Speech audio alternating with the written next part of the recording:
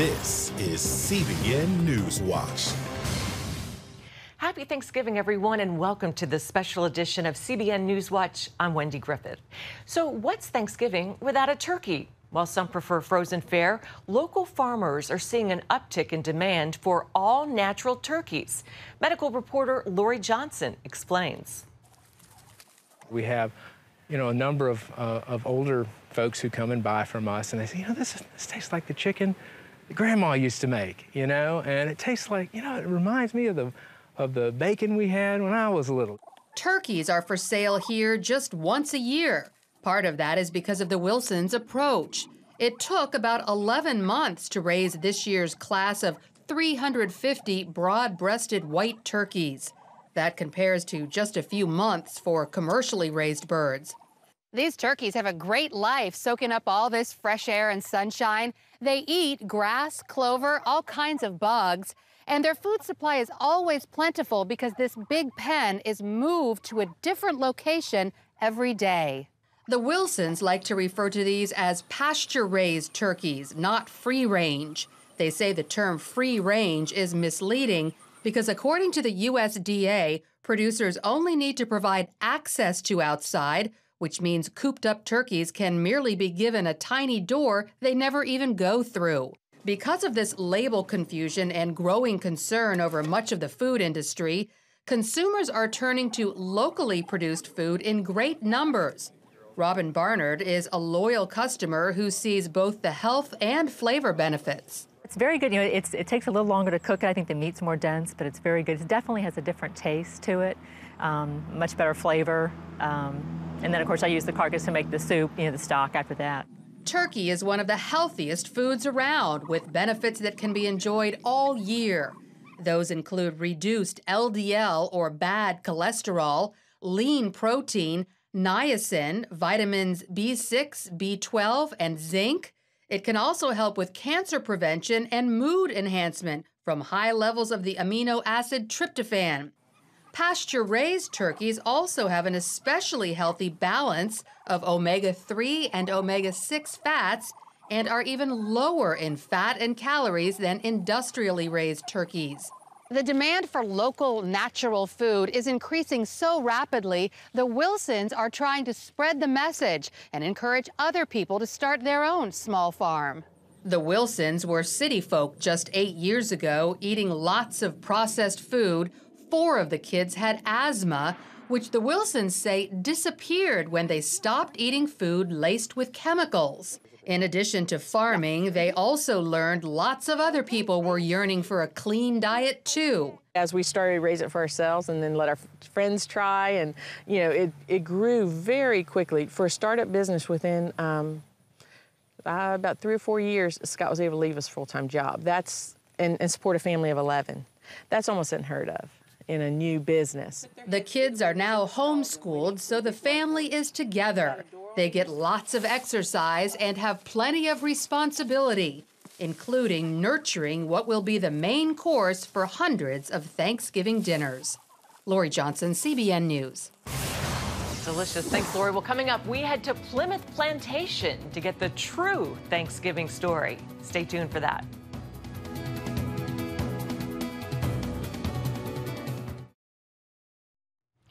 Its images of the first Thanksgiving include pilgrims, of course, wearing big buckles on their hats and belts, and a big feast with the turkey at the center.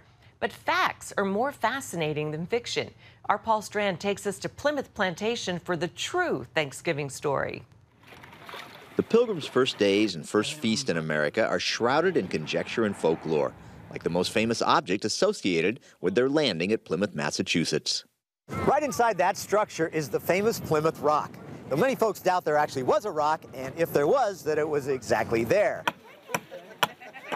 But we do know the Pilgrims started building a small village like this faithful recreation of Plymouth Plantation, even as the harsh winter of 1620 was killing half their number.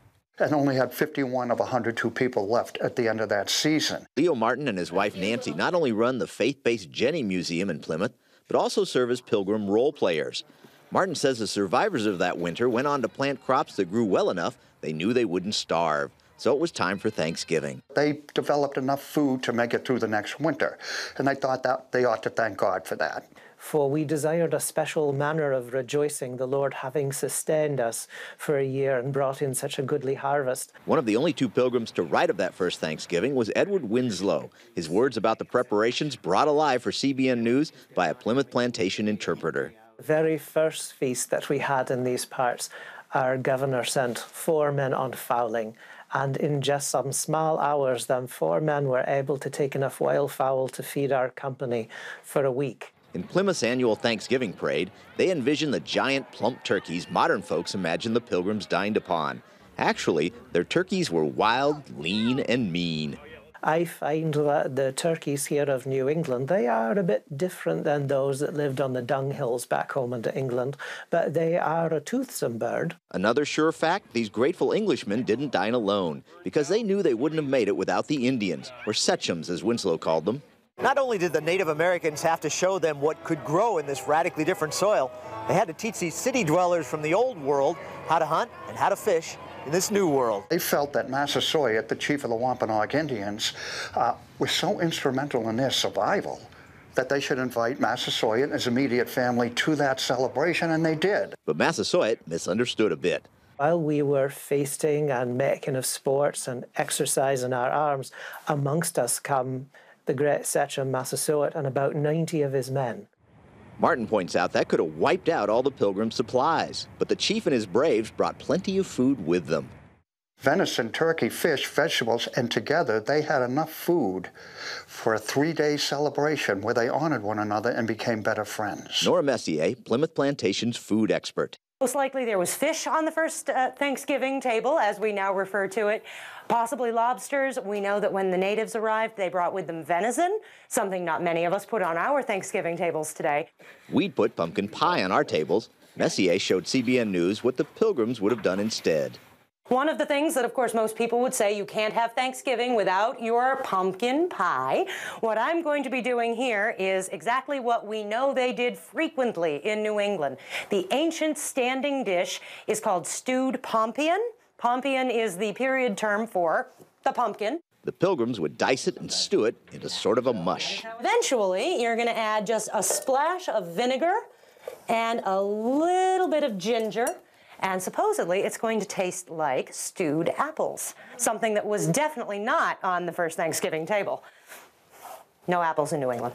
They were huge on stuffing, but it took a lot more labor. Raisins, up until recently, had seeds in them still. Imagine picking out all of those seeds. And they'd season it with herbs brought all the way from England, like thyme, hyssop, and parsley. We believe that the things they're growing in their kitchen gardens in the 17th century are primarily things that had been brought over from England. They're trying to bring home with them. They're trying to make New England feel like Old England. Which is maybe why a fellow like Winslow would have preferred something better than those skinny New England turkeys. In truth, my greatest delight is a goose, for I do love its great fatness. Paul Strand, CBN News, reporting from Plymouth, Massachusetts. Thanks, Paul. So fun. Well, still ahead, we take you back in time to the first Thanksgiving. What was the miracle that made it possible? And who was the slave turned hero that risked his life saving the Pilgrims of Plymouth Rock? Find out next. Welcome back. The winter of 1620 was so brutal, half of the Pilgrims didn't survive, and those who did nearly died of starvation. They owed their lives to a Native American who helped turn things around. Here's his story.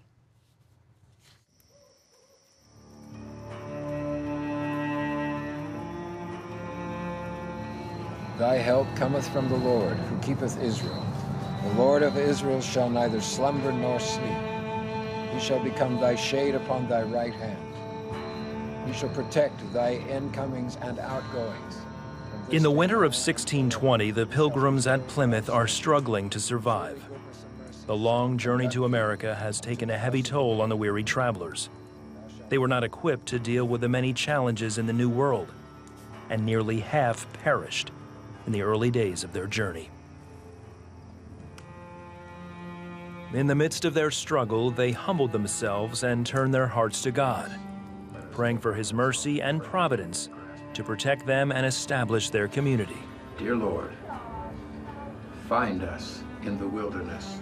Their prayers would be answered through a series of divine and tragic events that occurred years earlier in the life of a young native boy named Tisquantum. It was the early 1600s in the area that would soon be called Massachusetts. Tisquantum and his tribe were curious about the men from across the ocean who would visit their shoreline from time to time.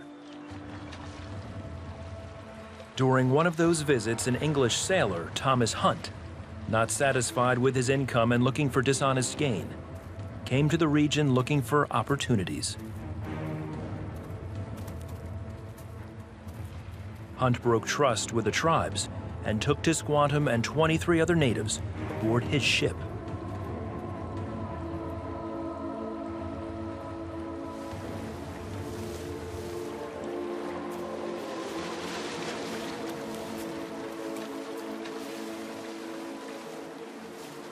The natives were forced into the ship's hull and taken across the ocean to Spain to be sold into slavery. Distrust grew in Tisquantum's heart during his travel across the sea, and he wondered why the Great Spirit would allow him to be so mistreated. After a long journey, they finally arrived in Spain. Tisquantum did not know what his future would hold and wondered if he would ever see home again.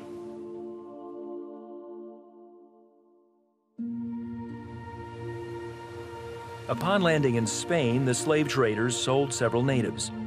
But Tisquantum was set free by a group of Spanish friars who disrupted the event before Tisquantum's sale.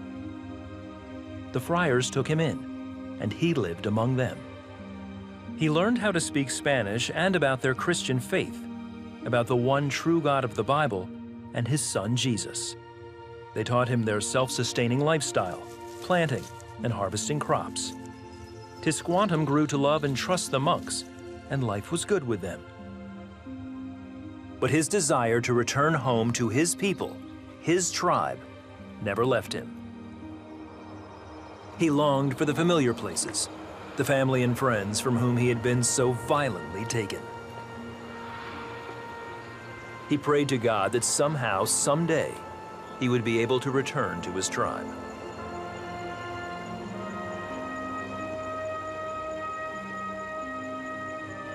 God heard his prayers. The friars devised a plan to get Tisquantum back to his homeland and to his beloved tribe. It would not be easy, and it would take several years, but their plan was put into action. He made his way to England, where he lived with and worked for an English businessman named John Slaney. Slaney and his Newfoundland company were looking for opportunities to expand trade with the New England natives.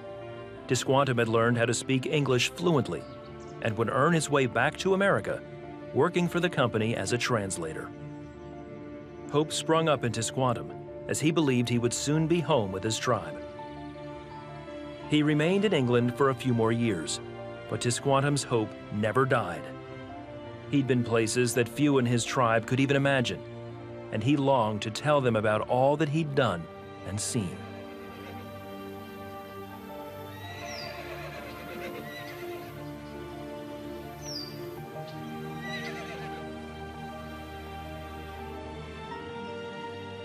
Finally, in 1619, everything was in place. Once more, he sailed across the ocean. This time, his destination was home.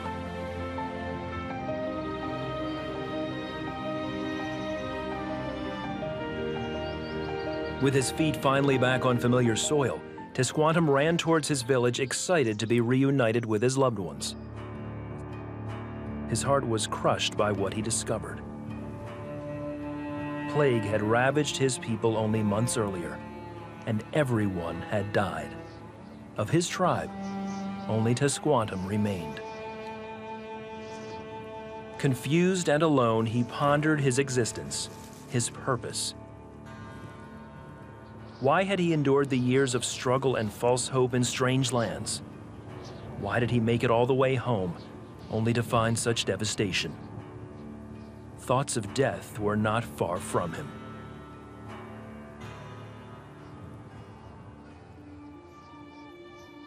He was accepted into the neighboring Wampanoag tribe, but in his heart, he knew he did not belong.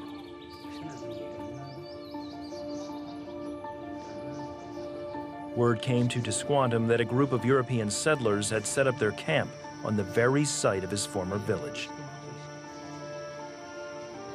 They were English, Pilgrims.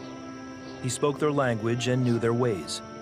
He saw how they struggled to survive, how they prayed to Jesus for help, for hope. His heart went out to them, and he longed to help them.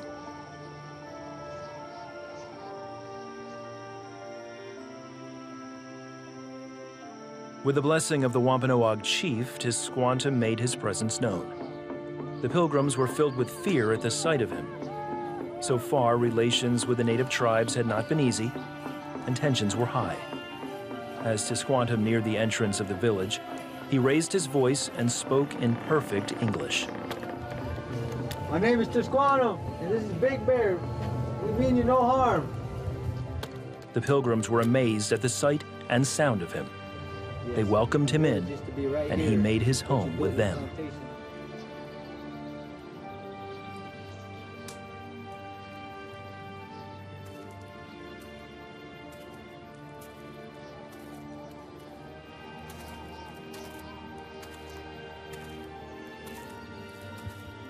In the spring, Tisquantum taught the Pilgrims what he had learned from his own tribe and his time with the friars in Spain, how to plant crops and fertilize seeds. He was their interpreter and helped make peace with the Wampanoag and other tribes in the area. Before long, he was more at home with the settlers than he was anywhere else. He lived with them and in many ways became one of them.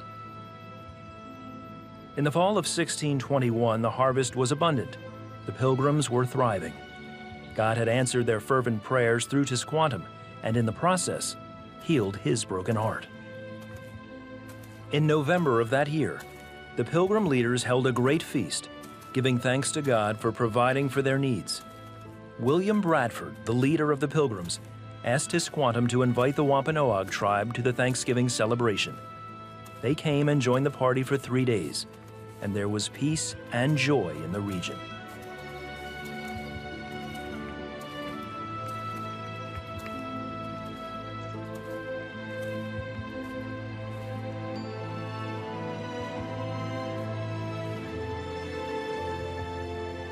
Brothers and sisters, we gather today with thankfulness in our hearts.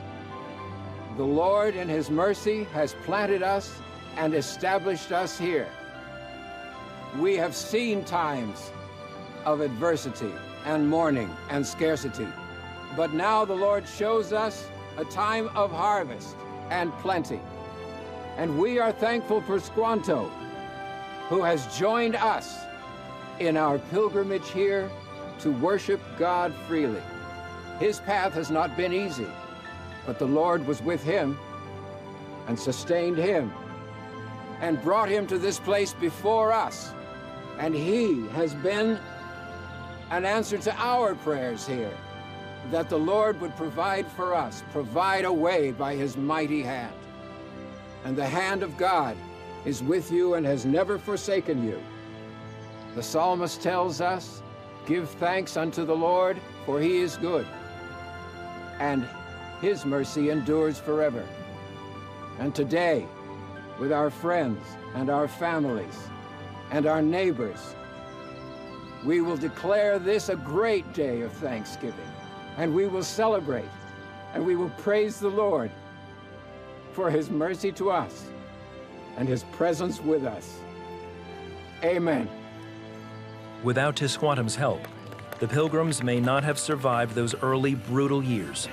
Tisquantum put his faith in the God of the Bible and lived with the Pilgrims until his death. He became known as Squanto, and his legend lives on today in the story of the first Thanksgiving, the Native American man whom God used to answer a desperate prayer from a desperate people.